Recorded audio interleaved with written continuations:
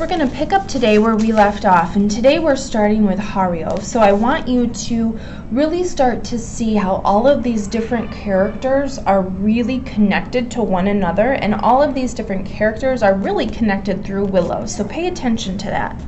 Chapter 24, Hario was spooked. This girl was some kind of mystic. As she suggested, he had been to see the doctor, and the mole on his neck had been removed that morning, and he was now waiting for the report, the biopsy.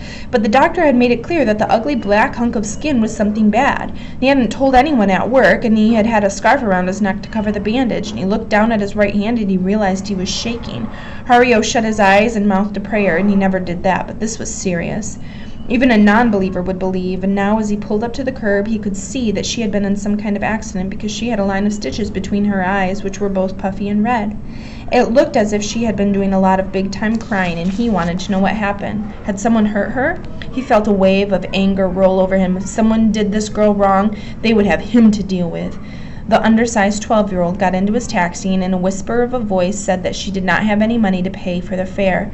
She asked him if she could get it to him later in the week or by mail, whatever worked better for his schedule, and Hario said yes, of course, he would take her anywhere, no charge. She wanted to go to Beale Memorial Library. That was only a few miles away, but it was hot out and she said she wasn't up for walking anywhere.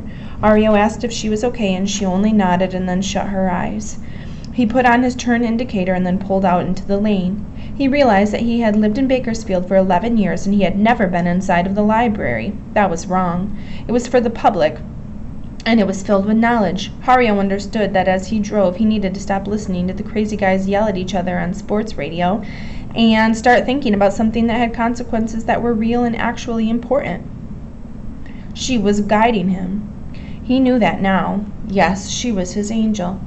As they neared her destination, Hario glanced into the rearview mirror. The ghost, prophet, inspector, or angel was gnawing at some sort of plastic strip on her wrist. Was that a hospital band? That's what it looked like. Why was he just seeing that now? He was going to have to learn how to be a better observer of all things. Who does that sound like, by the way, guys? But especially of his own life. But when she got out of his taxi, she told him that he would hear from her, and he did not doubt that. And then as he watched, she headed into the library. In the back seat, there was a small trash bag. Hario reached inside and pulled out the plastic hospital scrap. On the band was written Willow Chance, ID number 0807587. He would play those numbers at the lotto for the rest of his life. Chapter 25. Yes, he worked for Bakersfield, the Unified School System, and he'd heard, or rather he knew, that there had been an accident involving the parents of one of the children he was helping. He had to concentrate, to focus. Fear had a way of scrambling his brain. What was the woman going on about? The police report said that you brought her home. Dell was grinding his teeth, and his jaw slid back and forth, and his tongue sucked up into the roof of his mouth. He was forming some sort of foamy vacuum. He was able to break it long enough to say, yes, I had been working with her. I'm a counselor. It's just a tragedy. And then he heard, we would like you to come down to Jameson. You could be a part of the search. And it was like the sun was suddenly poking through a stormy sky, and everything changed color and tone and intensity. The search? He asked. The voice now replied, she's missing. You could be helpful. There might even have been some bells somewhere from far away now ringing. Dell found his voice rising 2 octaves. I could? Dell left work, driving 10 blocks out of his way to pass the Chance house. There were several dozen bouquets of flowers from the neighbors, and co-workers lay wilted at the heat of the front of the stairs. Someone had made a homemade banner that said, Jimmy and Roberta, R.I.P. But the evening wind from the night must have gotten a hold of the sign, because it was now on the neighbor's dry front lawn. A group of burned low votive candles sat on the sidewalk, and 6 empty beer bottles were on their sides nearby. It looked, Dell thought, the remains of a bad party. Willow Chance, according to the assembled authorities, was he part of them? Now, it looked like it, had no viable relatives. But now the kid was missing. They had sent a patrol car to Happy Polish, and she wasn't there. The woman in charge was playing a version of the blame game, accusing all kinds of people of being at fault, and he knew that game well, having been a finger pointer since early childhood. When in doubt, pout, or falsely accuse someone. But one thing in the muddle of the confusion was clear. He was being asked to actually help. He could make sense of his power in the room, and he liked this new feeling. It made him literally dizzy. What if he could actually find the missing kid? They were focusing on foul play, abductors who might have been caught on video cameras or other means of surveillance, but Dell knew in his heart that the 12-year-old hadn't met any kind of foul play. It was more likely that she was assisting a doctor performing open heart surgery and that some creep had it was more likely that she was assisting a doctor performing open heart surgery than that some creep had snatched her. But he didn't show his hand. And so, while Lenore huddled with other employees, filing police reports and requesting interviews of hospital workers, Dell excused himself and accessed the school district website, and then he drove straight to Mize High School. I would live here at Beale Memorial Library if it was any sort of viable option. It's not like the classic books where the two kids run away from home and go and hide in the museum in New York City.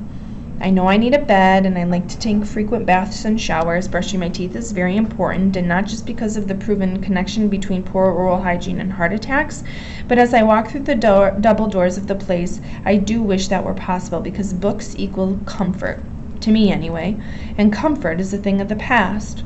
I have trouble concentrating, but I still attempt to search for reading material involving losing a parent, but I find no literature or empirical data directed to a middle schooler.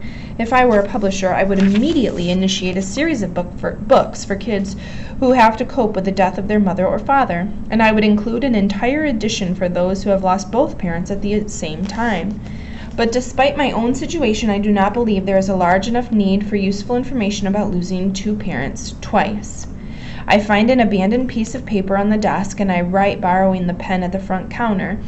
There must be commonality in the experience of losing a parent that makes it worthwhile to share the particulars of this occurrence, especially for the young. More literary output is needed from professionals in this area. Please pass along this request to the appropriate people in the world of publishing. And then I fold the paper in half and I slip it into the suggestion box, which is located next to the water fountain on the first floor. And then I head up to the second level. You are not allowed to sleep in the library. I know this because I've seen security guards wake people. It's a rule to keep the homeless from taking over the place. I feel overwhelming empathy for that group right now because we are one.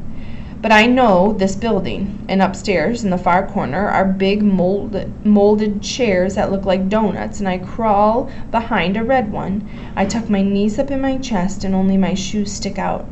Camouflage is a form of cripes, which it means hiding. My skin on my ankles is dark, and I'm wearing a pair of brown work boots. The carpeting here is also shades of tan and chocolate. It's the pattern of swirls and dots, and no doubt installed to camouflage any dirt. I'm hiding in plain sight, which is often the best way to be concealed, and in only seconds, I'm asleep. Next time, we'll start up again with Chapter 27.